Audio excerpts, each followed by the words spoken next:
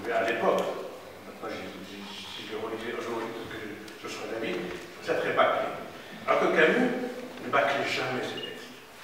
Que ce soit ses chroniques, que ce soit son journal, que ce soit ses romans, c'est un grand écrivain. Voilà, c'est quelqu'un qui avait le sens des mots, qui avait l'amour des mots. Alors que ça était beaucoup plus dans la pensée, dans la philosophie, et leur proposition, nous, j'étais à Tanger, dans un lycée français, avec des Français dont les grands frères partaient en guerre faire la guerre en Algérie. Donc c'était une situation assez spéciale, et bon, ma passion pour Camus datait de cette adolescence-là. Et là, alors évidemment, les Probades rencontrent, c'est magnifique, le lieu est sublime, et on va réfléchir, mais en partie, sur l'actualité de la peste et le siège, et penser, réfléchir sur notre activité aujourd'hui. Ce qui est intéressant avec Camus, c'est que son époque, bien datée, bien déterminée, mais les valeurs qu'il défendait, les idées principales, fondamentales, dépassent son époque, ce sont des dimensions bien sûr universelles, ce qui fait qu'aujourd'hui on peut tout à fait se référer à Camus en pensant au chaos, au désordre dans lequel les politiques nous mettent ces temps-ci, et se pose la question, sommes-nous en état de siège, sommes-nous en état d'otage par, évidemment, le populisme qui menace l'Europe, qui est déjà installé dans certains pays. Le populisme est une forme de fascisme qui ne dit pas son nom, qui est réducteur, qui est xénophobe, qui est un repli sur soi.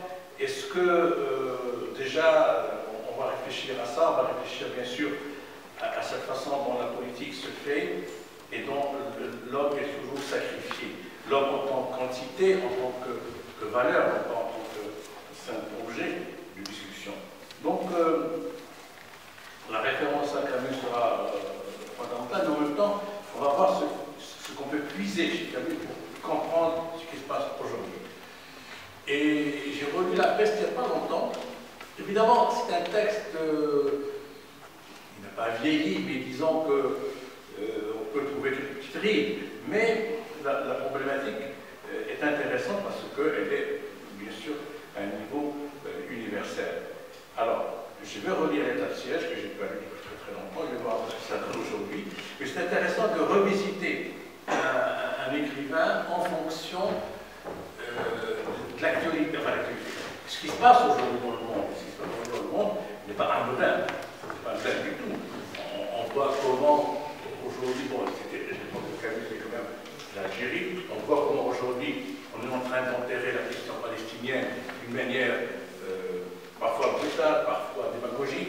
On est en train d'enterrer un peuple aussi, de ne plus en parler, de culpabiliser tous ceux qui osent parler de Palestine sans coller au mot palestinien et au mot terroriste, etc. Donc on voit un peu la comparaison est possible, et on voit comment aujourd'hui les médias nouveaux, les réseaux sociaux, les espèces comment dire, de choses qui sont sorties sans être annoncées ni attendues, une espèce de médias à travers les réseaux sociaux qui diffusent aussi bien de bonnes que de mauvaises nouvelles, des vraies nouvelles que des fausses nouvelles, et on est dans le désordre total, dans un vrai chaos d'information. Comment l'homme va s'en sortir, comment l'intelligence va pouvoir discerner et distinguer le vrai et le faux.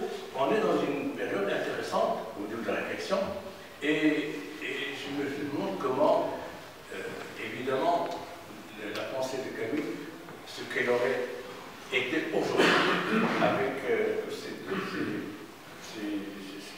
perturbations qui viennent de partout. Et ce n'est pas négligeable de voir comment aujourd'hui les médias dits traditionnels, c'est-à-dire la presse écrite, la radio, la télé, sont en train d'être noyés par une autre façon d'informer, qui est aussi une façon de désinformer ou d'inculquer des pensées dangereuses aussi, des pensées qui préparent une sorte de fascisme new look, avec un nouveau visage, avec un nouveau style. Et ce qui se passe dans un pays qui nous est très proche, qui nous est très cher, qui est l'Italie, nous inquiète énormément, même si en Espagne, il y a quand même l'apparition d'une extrême droite Vox qui s'installe, qui est là, qui avance quand même. Et tout ça, c'est pas anodin et c'est grave, c'est dangereux.